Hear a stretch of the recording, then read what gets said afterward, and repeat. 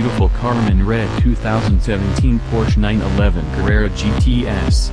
The GTS represents a bit of a performance bargain compared to the 911 Carrera S. Options on the Carrera S like the Sport Chrono package, sport seats, and sport exhaust are all standard on the Carrera GTS. Equip the two cars the same and you save about 10% by opting for the GTS. Plus you get those cool center lock wheels from the turbo.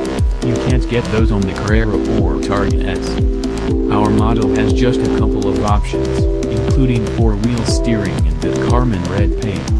While the turbos have quieted the exhaust notes slightly, the sound itself is as good as ever.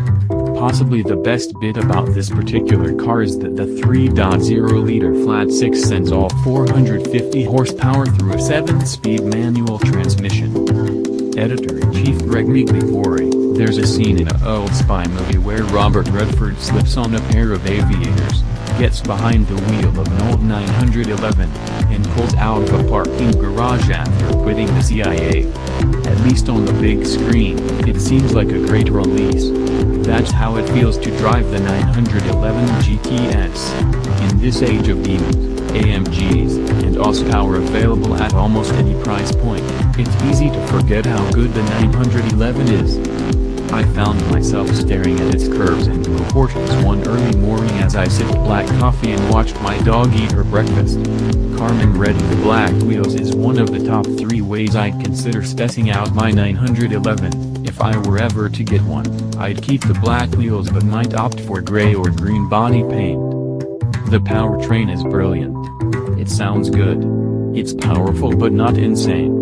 The 7-speed manual is a lot of fun. It's precise and engaging. I didn't need 7 gears for suburban cruising, but it's certainly a sophisticated setup. The steering offers a similarly focused vibe. As we've reported, the GTS is a compelling proposition of enthusiasts. You get a lot of stuff you want.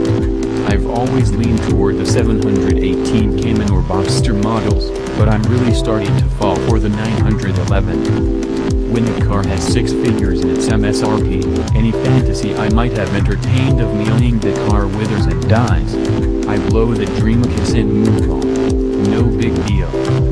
But when I drove the Porsche 911 GTS home this week, I had to mourn the fantasy.